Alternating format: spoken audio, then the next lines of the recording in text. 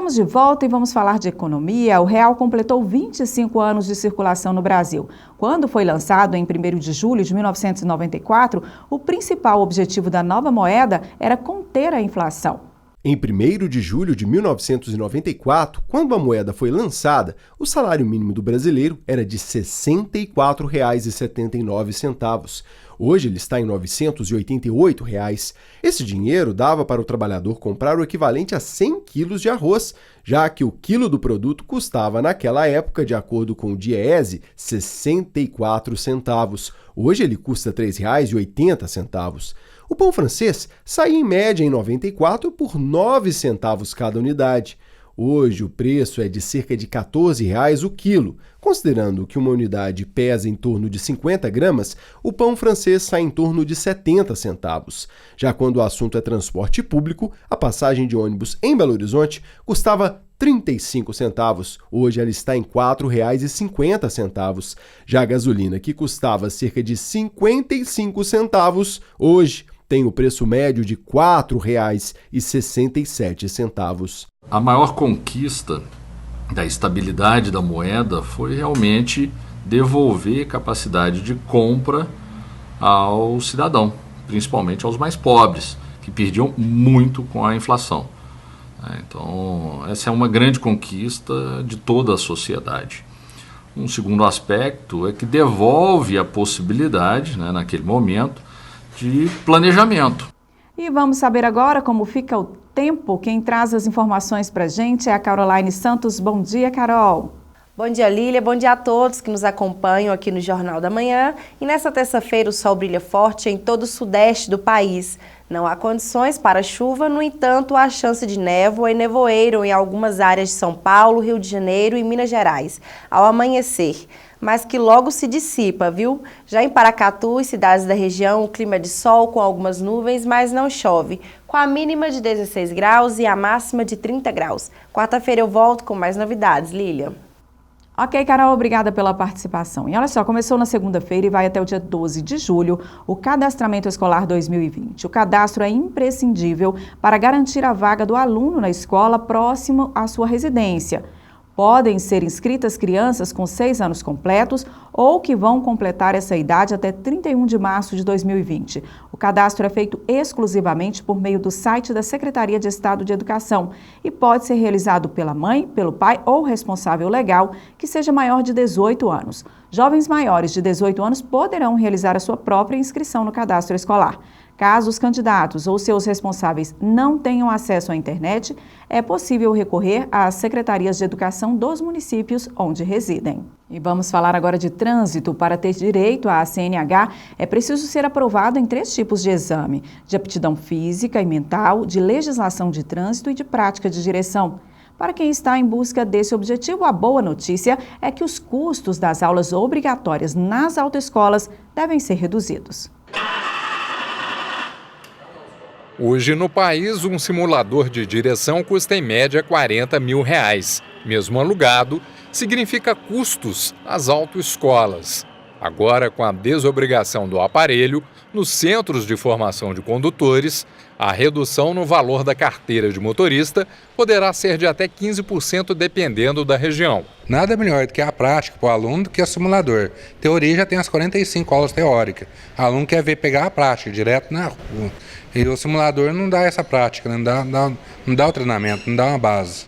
Esta dona de autoescola antecipadamente soube da inconstitucionalidade do uso do simulador e entrou com um liminar na justiça para se proteger. Nós precisamos utilizar do recurso da liminar, até porque as empresas que estavam fornecendo o simulador não entregavam o equipamento no tempo certo, da resolução. Então, para nos proteger, a gente entrou com a liminar e foi de muita valia para a autoescola, porque os alunos realmente preferiam fazer as aulas na rua do que no simulador. O plus da viabilidade técnica do uso do simulador nas aulas de direção não foi comprovado cientificamente, ressalta esta advogada. Não foi feito nenhum estudo técnico que comprovasse que o simulador de direção veicular iria reduzir o número de acidentes e garantir segurança pública. Este outro dono de autoescola vinha usando o simulador no sistema de comodato, o que gerava altos custos para ele. cada aula que a gente dá, a gente repassa para a dona da empresa, para os simuladores, que gera um custo muito alto para a autoescola. Ficaria mais barato se fosse na aula na rua, com o próprio instrutor, o aluno tendo a própria prática, que é a teoria.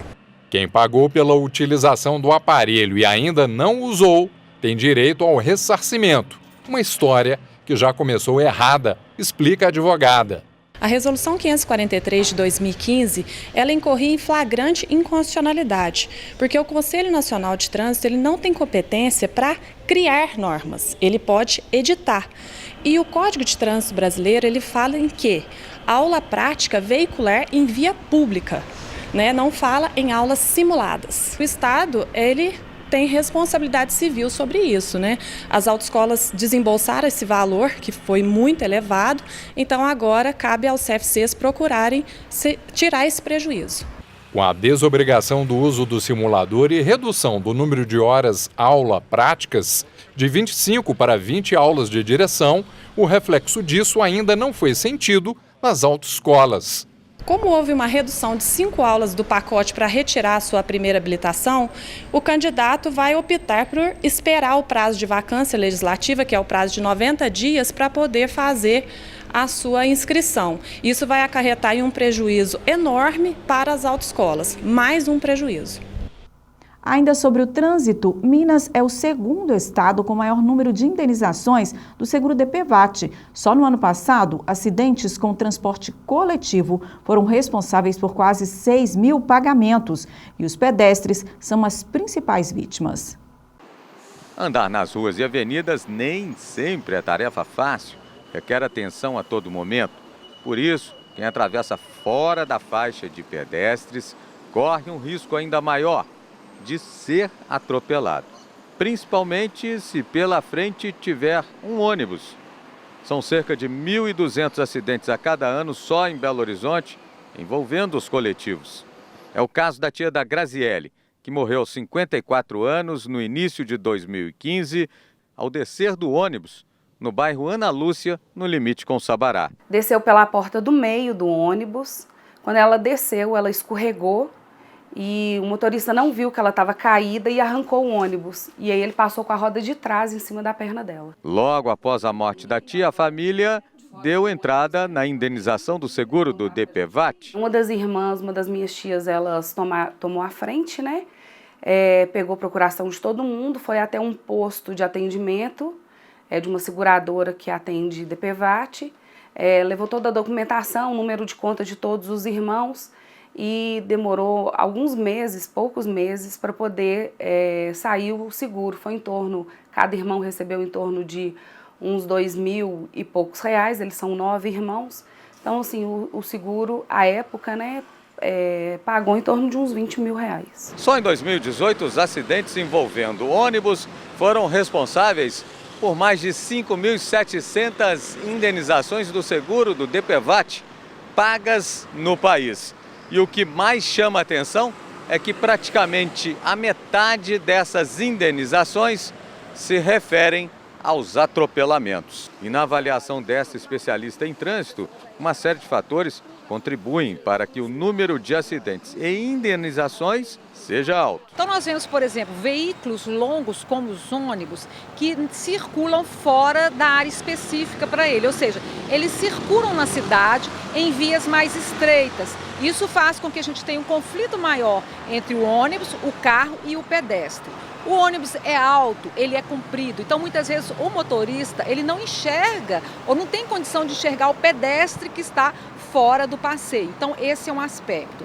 O pedestre estar fora do passeio também é um aspecto a ser considerado, porque os passeios eles são estreitos, muitas vezes eles têm buracos, eles não estão preparados nem adequadamente conservados para que os pedestres possam utilizá-lo. Um outro fator que a gente deve considerar é a falta de educação. Ainda de acordo com a especialista, os acidentes e as indenizações poderiam ser perfeitamente evitados, o que causaria menos impacto também no sistema público de saúde. Indenizações que poderiam ser evitadas, dinheiro que poderia ser utilizado em outras prioridades da cidade que estão sendo utilizados para as vítimas de trânsito. E o que é pior, muitas vezes as pessoas morrem ou essas pessoas ficam sequeladas para o resto da vida. Então envolve todo um custo a mais, um custo emocional, custo psicológico para a família, né? Que toda a sociedade paga. Nós não queremos que isso aconteça, mas é importante que cada um faça a sua parte.